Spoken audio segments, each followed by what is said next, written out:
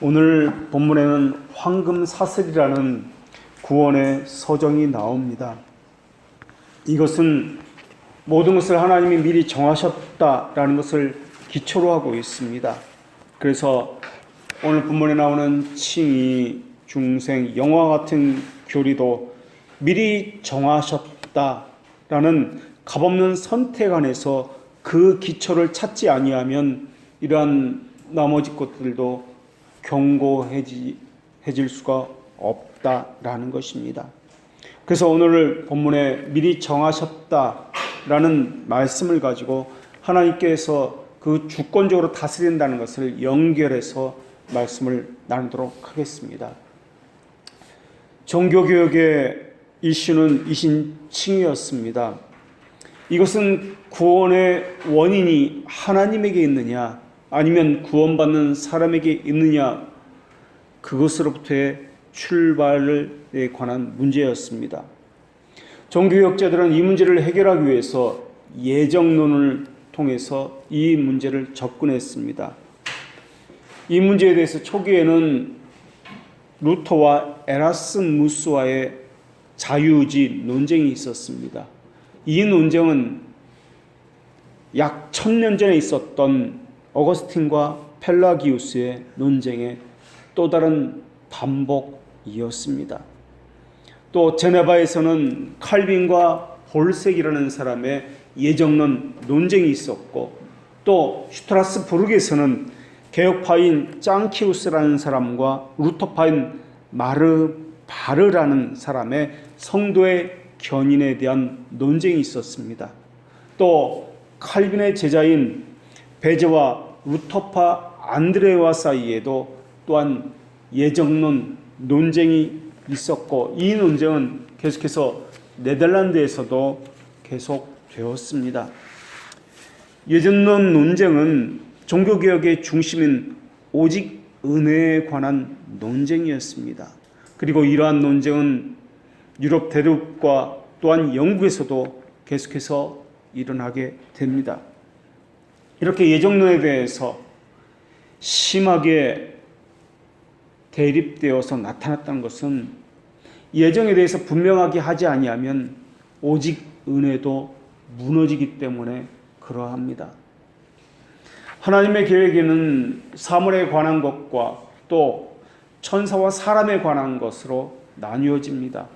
사람과 천사에 대해서 사용할 때는 이것을 예정이다 라고 그렇게 이야기합니다. 하나님은 천사의 일부를 영광으로 선택하시고 사람의 일부는 그리스도 안에서 영원한 생명으로 선택하셨습니다. 선택은 은혜롭고 복된 결말로 나타나는 것을 이야기합니다. 선한 천사들이 누리는 복락은 두 가지입니다. 하나는 하나님을 누리는 것이요, 또 다른 하나는 하나님을 아는 확실한 지식을 가졌다라는 것입니다. 이들은 영원히 타락하지 않을 것이며 견고하리라는 사실도 그들은 의심하지 않습니다. 사람에 대해서는 하나님께서 영원전부터 어떤 사람은 일찍이 구별하여 취하셨고, 또 멸망으로부터 건지셨고 구원으로 받아들이겠다고 작정을 하셨습니다. 그런데 성경에는 이 선택에 대해서 여러 가지 의미로서 사용하고 있다는 것을 볼 수 있습니다.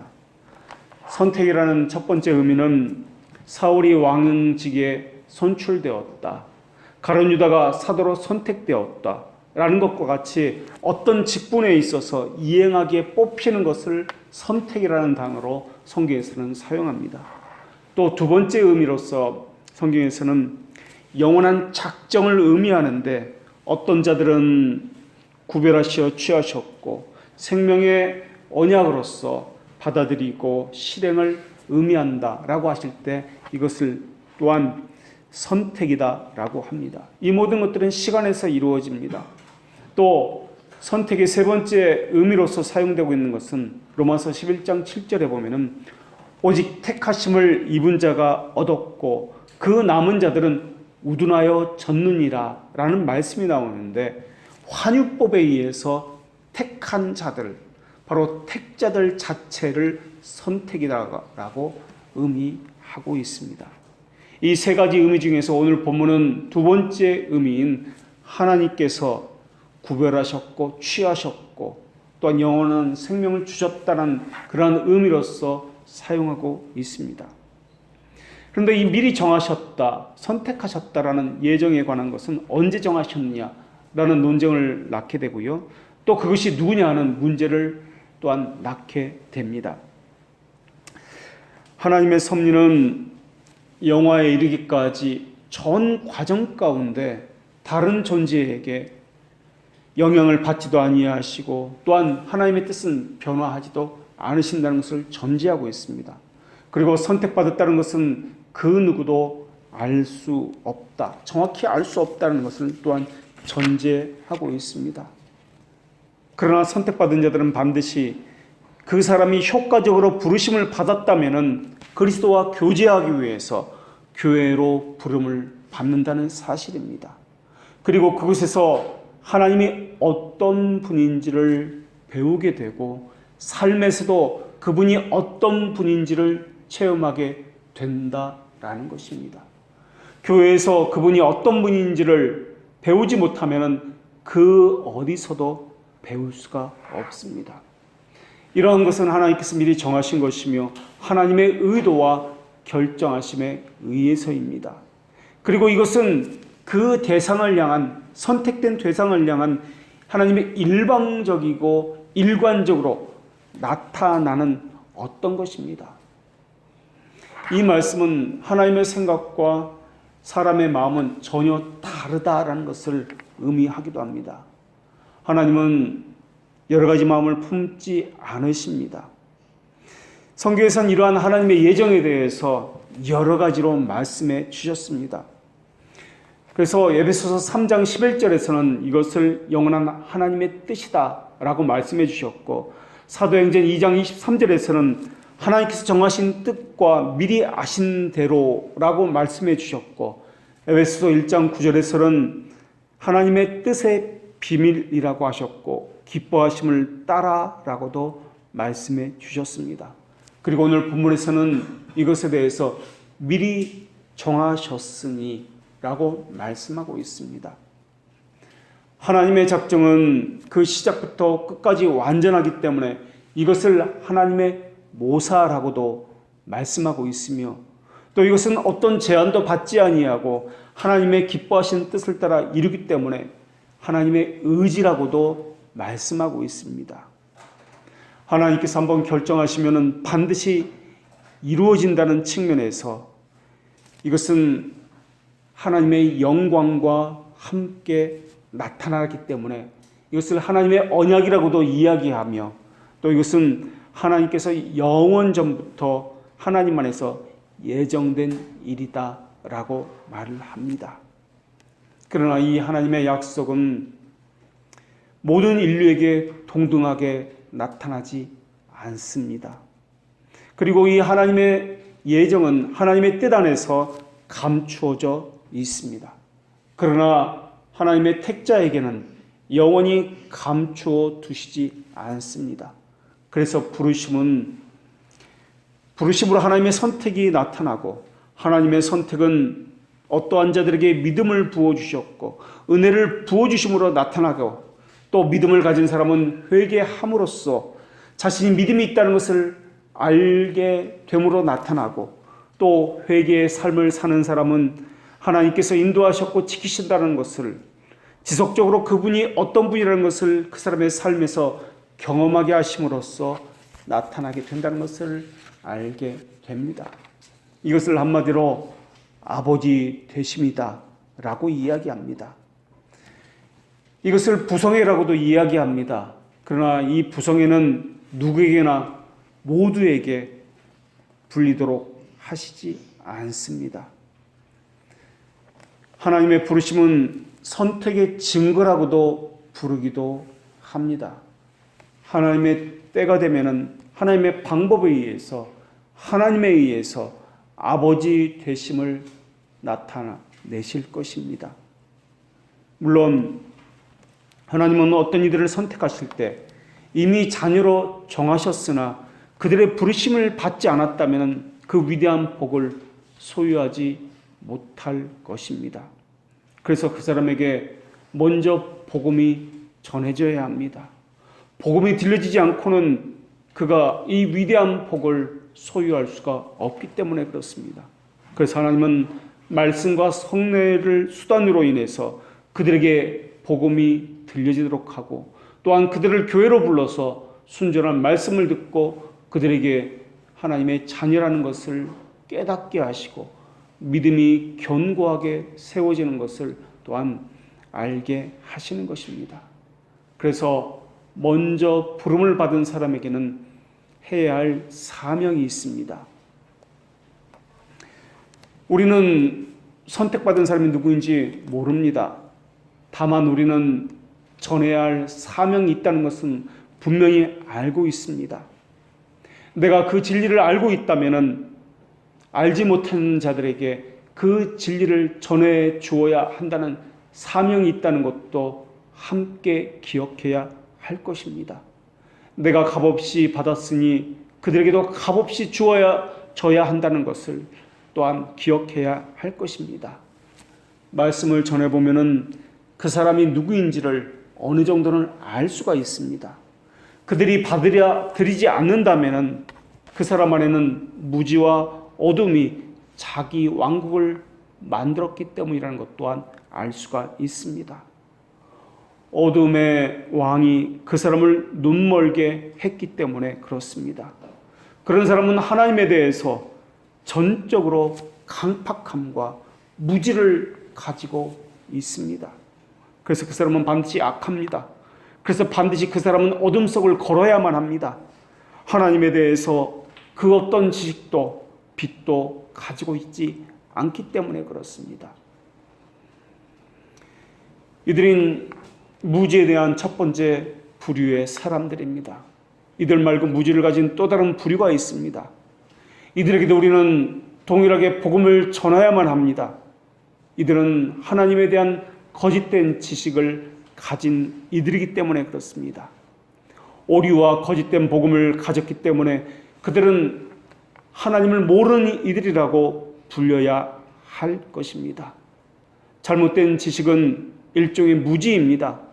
하나님은 그들에게 하나님에 대해서 알려지도록 하나님을 드러내지 않았기 때문에 그들은 잘못된 지식, 거짓된 지식을 가진 것입니다. 그런데 그들에게 더 큰 문제는 자신은 하나님을 안다고 생각하는 그 오류에 있습니다. 자신은 하나님과 교제한다고 생각하고 있기 때문에 그렇습니다. 이들은 하나님에 대해서 부드러운 마음을 가졌다고 생각할 것입니다. 그러나 그들은 오랜 세월 교회 생활을 했기 때문에 자신의 경험과 생각으로 다른 사람을 판단할 것입니다. 그리고 자기가 아는 것이 전부라고 생각할 것입니다. 자기가 모른다는 것을 모를 것이며 몇 가지 아는 것으로 자만하고 교만할 것입니다. 그들은 전적인 무지의 밤 아래 있는 사람들입니다. 그들은 자기가 아는 것에서는 부드러운 마음을 가질 것이고 자기가 알지 못하는 것에 대해서는 강팍한 마음을 가졌고 배척을 할 것입니다. 이들은 불건전한 지식을 가졌는데도 불구하고 거짓된 빛 아래 살고 있는데도 불구하고 자신을 마치 중생한 사람인 것처럼 착각하는 사람들입니다. 그래서 참된 진리에 대해서는 배척을 하는 것이며 자기가 아는 거짓된 오류와 같은 것에 대해서는 그렇게 부드럽게 수용하고 있는 것입니다. 이들도 마땅히 악인으로 계수될 것입니다. 왜냐하면 성령님은 진리의 영이시기 때문에 성경의 원저자이기 때문에 거짓 교훈들을 가르친 적이 단 한 번도 없기 때문에 그렇습니다. 결국 그들은 하나님을 모르는 자들입니다. 그들에게도 우리는 복음을 참된 진리를 전해야 할 사명을 가지고 있습니다. 세 번째로 무지한 부류가 또 있는데 이들은 실천적으로 하나님을 부인하는 이들입니다. 이들은 성경에서 증언하는 하나님에 대한 개념을 바른 지식을 가지고 있습니다. 이들의 이해는 오류에 쌓여 있지 않습니다. 그러나 이들은 하나님을 모르는 자들 사이에 계수될 것입니다. 왜냐하면 그들은 그들이 가진 지식에 반하는 행동을 하기 때문에 그렇습니다. 이에 대해서 사도 바울은 하나님을 시인하나 행위로는 부인하는 자들이다라고 그렇게 이야기했습니다. 이런 사람들을 실천적인 무지한 자라고 이야기합니다. 하나님을 사랑하면 입의 혀의 교리가 아니라 삶의 교리로 나타나게 될 것입니다.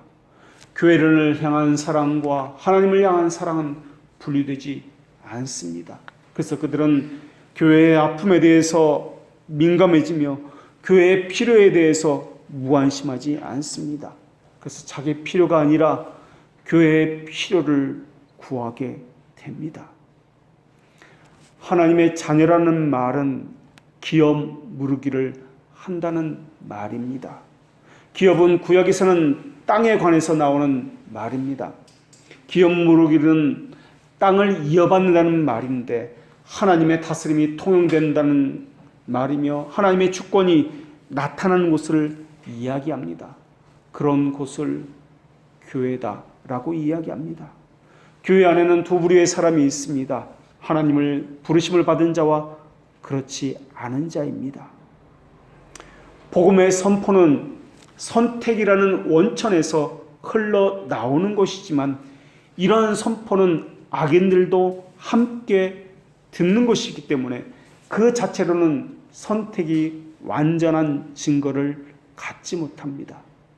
그렇기 때문에 직분을 가졌기 때문에 교회에 오래 다녔기 때문에 하나님에 대한 지식을 많이 가졌기 때문에 구원을 받았다고 말할 수 없는 것입니다.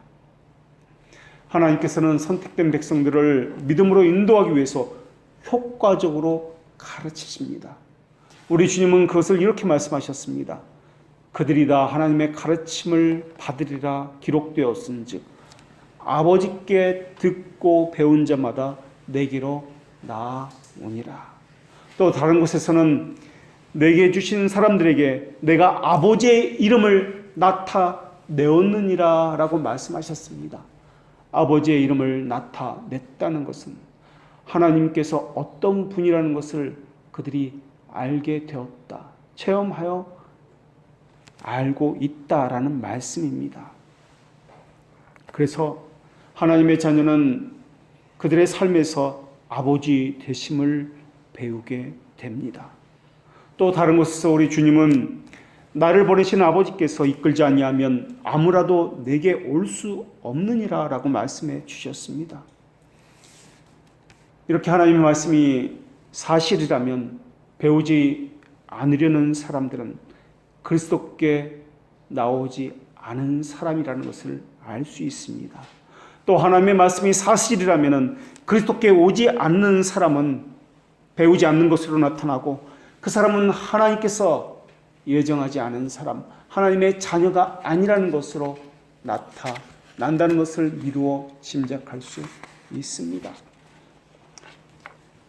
무지와 관련해서 또 다른 부류가 있는데 이들은 하나님에 대해서 고의로 무지한 이들입니다.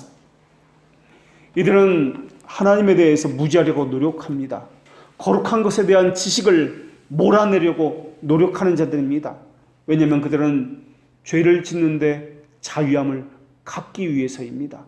그래서 알려는 지식, 의지를 갖지 않기를 소망하는 자들입니다.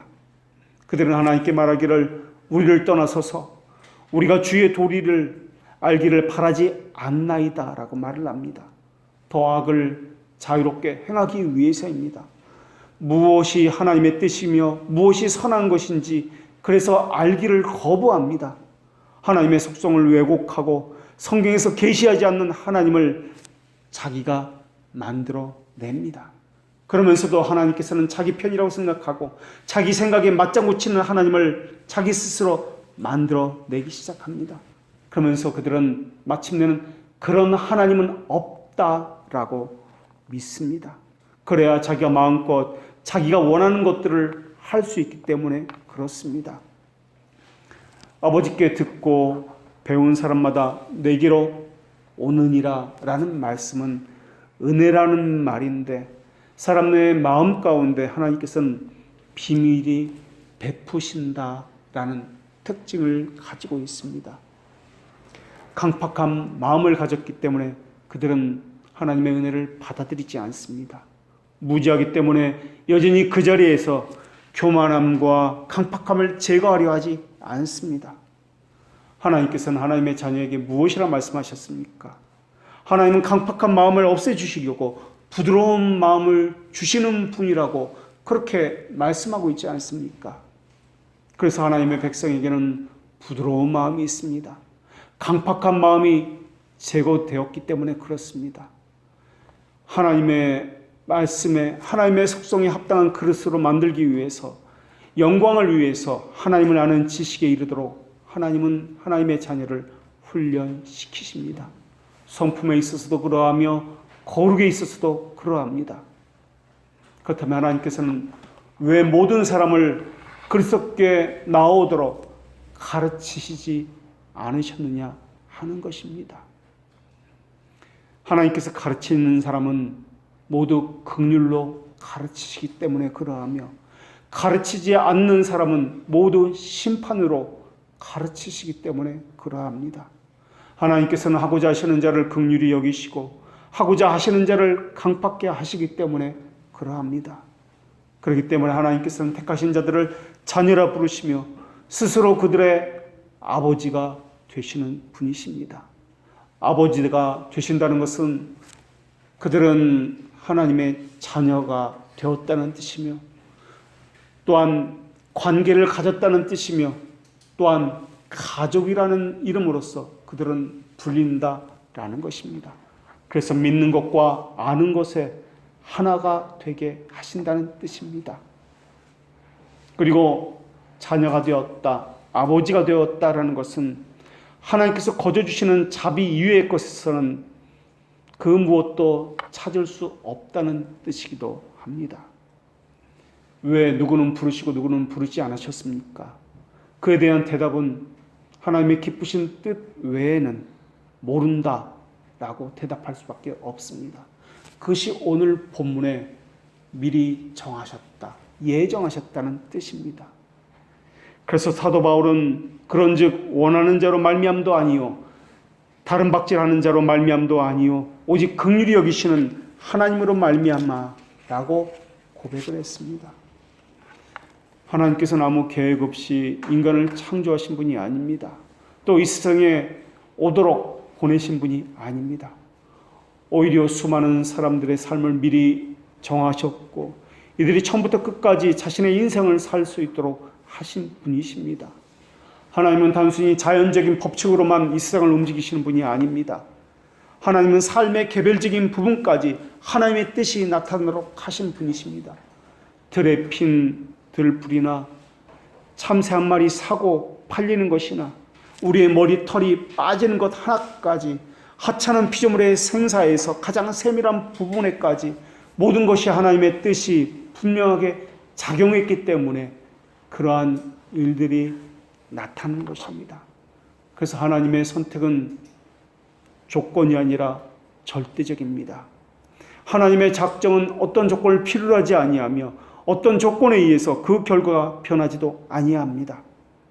하나님은 나는 나를 구하지 아니하였던 자에게 물음을 받았으며 나를 찾지 아니하였던 자에게 찾아냄이 되었으며 내 이름을 부르지 아니하던 나라에게 내가 여기 있노라 하였다고 말씀해 주셨습니다. 우리를 보십시오. 우리도 하나님을 찾지 않았던 자들이었습니다. 우리를 보십시오. 우리도 하나님의 이름을 부르지 않았던 자들이었습니다.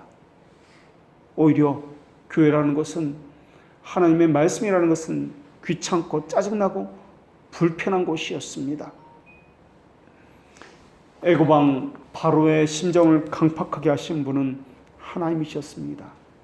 물론 바로 자신의 마음이 스스로 강팍하게 한 것도 사실입니다. 하나님께서 강팍하게 하신 것과 바로 스스로 자기의 마음을 강팍하게 한 것, 이 두 가지가 동시에 존재한다는 것은 하나님 측면에서 보면 이것을 작정이라 이야기하고 인간 측면에서 보면 이것을 자발적인 의지다라고 이야기합니다. 하나님은 창조자이시기 때문에 모든 것을 선하게 이끄시는 분이십니다. 비록 우리의 논리적인 사고에서 보면은 이것이 부자연스럽게 보일지라도 하나님의 작정은 온전하고 완전하고 가장 선하십니다. 그리고 인간의 자발적인 행위까지도 미리 정하신 분이십니다. 하나님께서는 가치없는 자들에게 말씀의 빛을 비추어 주셨습니다. 그리고 그 말씀과 함께 하나님의 인애가 거저주시는 것임을 충분히 깨닫게 해 주셨습니다. 믿음의 조상이라 불렸던 아브라함을 보십시오. 이는 처음부터 믿는 자가 아니었습니다. 우상 숭배하는 자였습니다. 이스라엘 민족을 출애굽시킨 모세를 보십시오. 모세는 하나님을 알지 못했던 이방신을 섬겼던 민족의 왕자였습니다. 사도 바울을 보십시오. 사도가 되기 이전에 그리스도를 핍박하던 자였습니다. 자신의 자존심과 쾌락을 더 중요시 여겼던 그러한 사람들이었습니다. 명예와 물질을 더 중요시 여겼던 사람들이었습니다. 그러나 명예와 물질은 이제는 다 배설물이 되었습니다. 그렇기 때문에 믿음은 모든 사람의 것이 아닙니다. 여전히 어떤 사람은 명예와 자기 자존심과 물질을 그리스도보다 더 소중히 여기고 있습니다.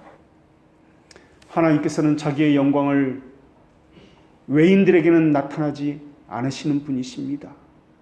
그런데도 불구하고 하나님의 영광을 괴수였던 우리에게 나타나시는 분이 하나님이십니다. 그리고 하나님께서는 영생을 주기로 작정된 자는 다 믿더라 라고 말씀해 주셨습니다.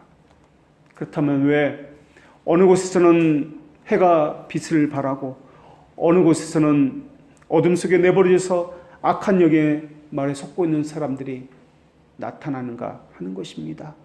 왜 어떤 이는 참된 말씀을 듣게 하시고 왜 어떤 이에게는 거짓된 다른 복음에 속아서 그것이 참된 진리인 줄 알고 거짓된 종교 생활을 하고 있느냐 하는 것입니다.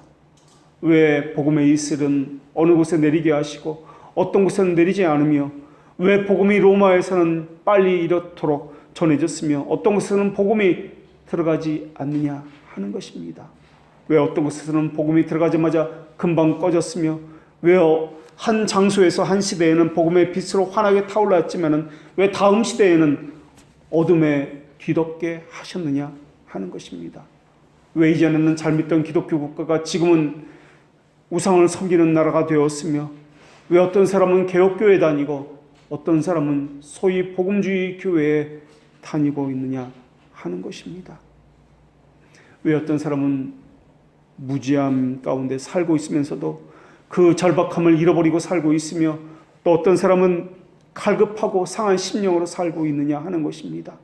왜 어떤 사람은 하나님을 알지도 못하고 왜 다 안다고 교만하고 그렇게 살고 있으며 또 어떤 사람은 하나님에 대해서 너무나 많이 알고 있으며 하나님과 교제하고 있는데도 불구하고 나는 너무나 하나님에 대해서 무지하다, 모르고 있다라고 하면서 자신의 무지에 대해서 아파하고 있느냐 하는 것입니다. 그것이 바로 하나님의 주권이기 때문에 그렇습니다.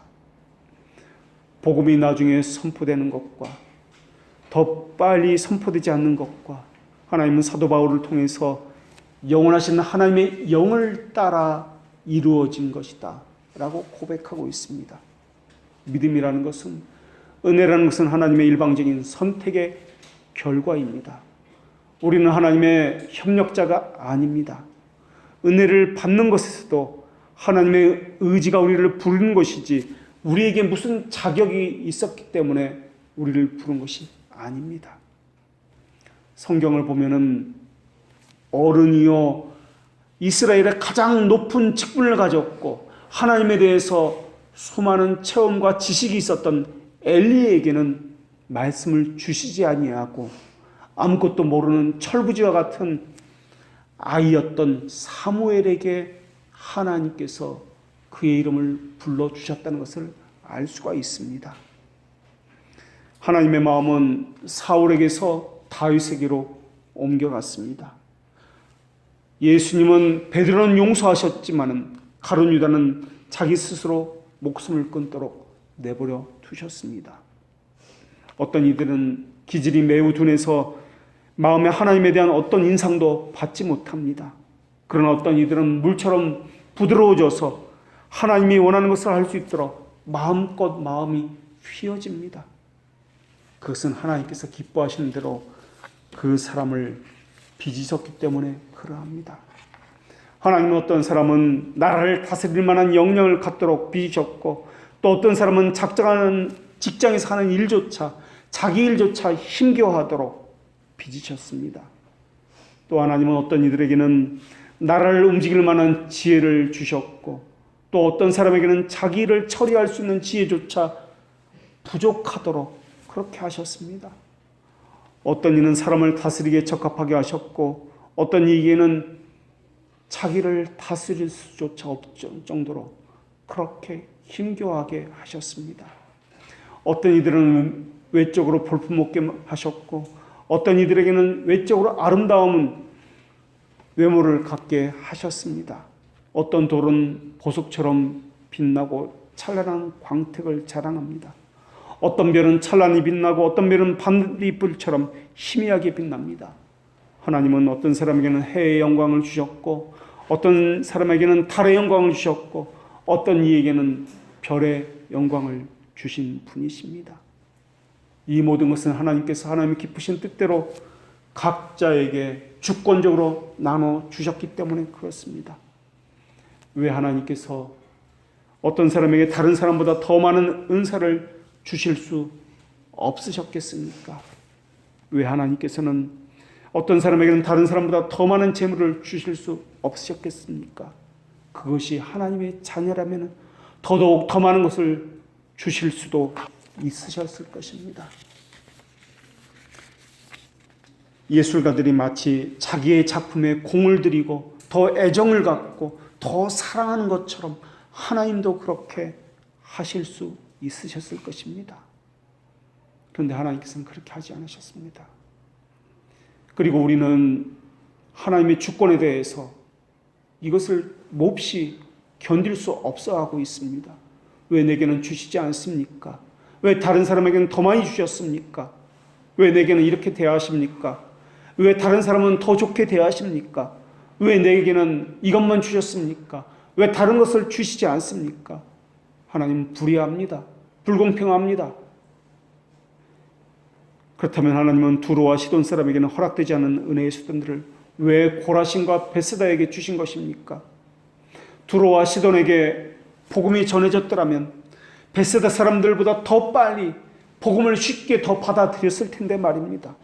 왜 하나님은 이 나라를 반으로 갈라 놓으신 것입니까?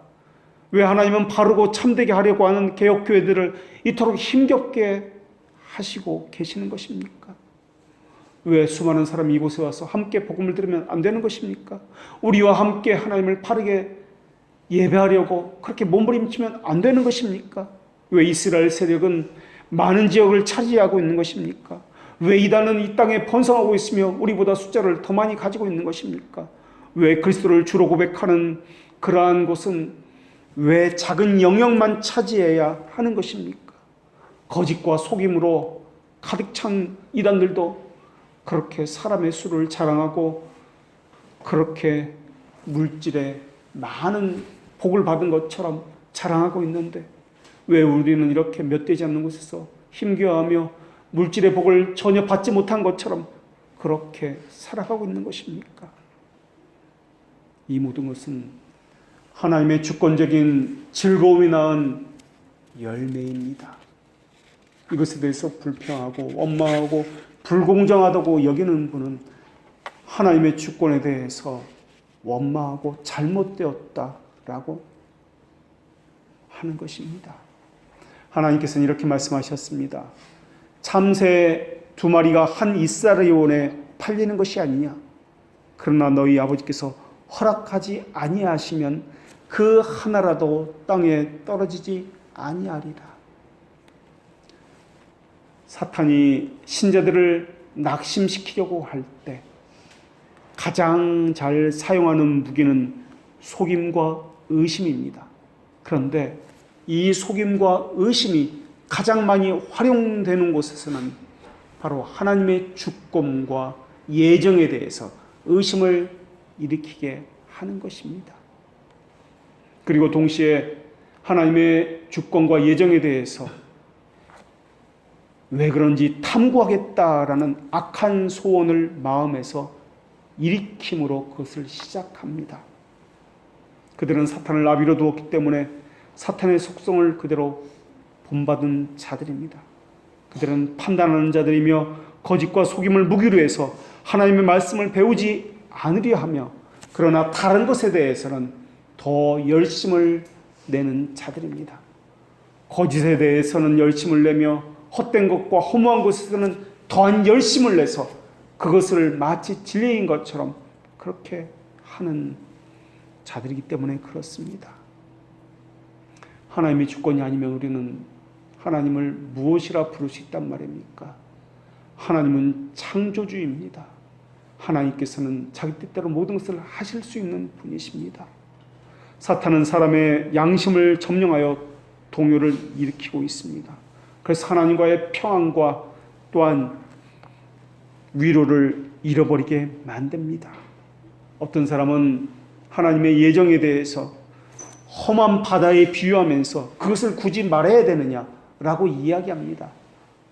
그러나 성경에서 말씀하고 있다면 해야 할 것이며, 성경에서 가라고 하면 가야 할 것이며, 멈추라고 하면 멈춰야 할 것입니다. 만일 우리가 그리스도를 아는 지식과 그분과의 친교를 계속하고 있다면 그것은 우리가 생명책에 우리의 이름이 기록되어 있다는 아주 분명한 증거가 될 것입니다. 선택에 대한, 예정에 대한 분명한 확신은 하나님에 대한 우리의 기도를 촉진시킬 것입니다. 왜냐하면 모든 만물이 하나님의 뜻대로 이루어진다는 것을 알기 때문에 그는 계속 기도를 할 것입니다. 그러나 완악한 자들은 책망받음에서 벗어나지 못하면서도 하나님의 진정한 은혜의 맛을 모른다는 이유 때문에 자기에게서 만족할 것입니다. 자신이 얻은 것을 뿌듯하게 여길 것이며, 자기가 가진 것이 거짓된 것인지도 모르고 자기가 성취한 것에서 자부심을 느낄 것입니다.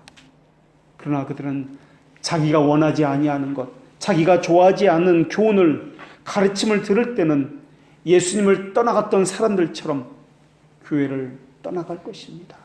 왜냐하면 내가 원하는 것을 듣지 못하기 때문에 그렇습니다. 그들은 그래서 그들이 다 하나님의 가르침을 받으리라라는 이사야의 말을 알지 못합니다. 가르침을 받는다는 것은 내가 원하는 것을 가르침을 받는다는 뜻이 아닙니다. 유대인들은 가르침을 받으려 하지 않았습니다. 그래서 버림을 받았고 교회와 멀어졌습니다. 이것은 다시 말하면 그들이 가르침을 받으려 하지 않았기 때문이 아니라 하나님의 약속이 그들에게 주어지지 않았기 때문이며, 그들은 배우지 않았기 때문이 아니라 하나님의 은혜가 그들에게 나타나지 않았기 때문에 그렇습니다. 그래서 이방인이 보기에는 미련한 것이었습니다. 그래서 그것은 꺼리끼는 것이었습니다. 하나님은 하나님께서 택하사라고 말씀하고 있으면서 그리스도 안에서 너희를 지키시고 영광스러운 영화로 인도하실 것이다 라고 말씀하셨습니다. 그분 안에는 지혜와 지식의 모든 보화가 감추어져 있습니다. 하나님의 주권과 예정에 대해서 의심하시는 것은 우리의 죄를 고쳐주실 때 하나님께서 행하신 자비하심과 능력과 선하심과 의로우심과 사랑을 동시에 모두 제거하는 범죄입니다. 하나님의 주권을 의심하시는 것은 하나님의 속성 안에 있는 하나님의 영광을 제거하는 것입니다. 하나님께서는 하나님의 영광 안에서 승리하시고 왕노릇하시며 하나님의 가장 영화롭게 하시며 그 지으신 모든 것에 긍휼을 베푸시는 분이십니다. 하나님은 하나님의 영광을 위해서 어떤 사람을 낮추시고 어떤 사람은 높이시는 분이십니다. 하나님은 하나님의 영광을 위해서 어떤 이들은 부유하게 하시고 어떤 이들은 가난에 처하게 하시는 분이십니다. 하나님 어떤 이들은 가난을 전혀 겪게 하지 아니하시며 어떤 이는 평생에 걸쳐서 삶의 위로를 거의 느끼지 못하도록 하시는 분이기도 하십니다. 어떤 이들은 땀을 흘리며 수고해도 수고의 열매를 얻지 못하게도 하시며 어떤 이들은 아무것도 하지 않고 가만히만 있어도 원하는 것이 그들의 무릎 위에 떨어지기도 하시는 분이십니다. 똑같이 흙으로 만들어진 인간인데도 불구하고 어떤 이들은 머리에 멋진 왕관을 쓰게 만드시는 분이시 하나님이시며 어떤 이는 추위와 더위를 막아줄 이불조차 하나 없게 만드시는 분이 하나님이십니다. 어떤 이는 웅장한 궁궐에 살게 만드시는 분이 하나님이시고 어떤 이는 머리를 눕힐 만한 작은 오두막조차 없게 만드시는 분이 하나님이십니다.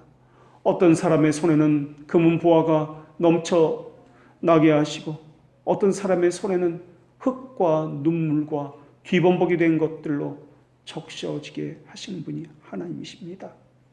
어떤 사람은 자신의 몸에 값비싼 명품 옷으로 둘러 치장하게 하시는 반면에 어떤 사람은 쓰레기에서 주운 누더기로 겨우 자기 몸을 감싸기도 하시는 분이 하나님이십니다. 어떤 이는 가난하게 하시고 어떤 이는 부유하게 하십니다. 어떤 이는 건강하게 하시고 어떤 이는 질병 가운데에서 또 교통사고 가운데 일찍 죽게도 하십니다. 어떤 이는 1억 천금을 얻는데 어떤 이는 가진 것마다 다 빼앗기고 사기를 당하게 됩니다. 이런 것을 어떻게 설명하겠습니까? 이 모든 것은 하나님의 주권이 낳은 결과입니다. 그래서 하나님은 성경을 통해서 가난한 자와 부한 자가 함께 살거니와 그 모두를 지으신 이는 여호와시니라 라고 말씀해 주셨습니다. 가난한 자와 부한 자의 존재뿐만 아니라 이들의 조건과 형편도 모두 주관하시는 분이 하나님이십니다. 땅과 땅에 가득한 모든 것이 하나님의 소유입니다. 그런데 악한 자들은 이것을 불평합니다. 하나님의 비밀적 작정을 인정하지 않습니다. 공의롭지 않은 분이라고 그들은 이야기합니다. 왜 내게 이렇게 하셨느냐고 그들은 원망합니다. 원망하지 마십시오. 사회를 원망하지 마십시오. 정치가를 원망하지도 마십시오. 부모님이나 형제 자매를 원망하지도 마십시오. 요셉이 베냐민에게 얼마든지 금은 보화를 줄 권리가 있었던 것처럼 하나님은 기뻐하시는 자에게 하나님의 기뻐하신 뜻대로 얼마든지 하나님의 것을 베풀어 주실 권리가 있으신 분이십니다.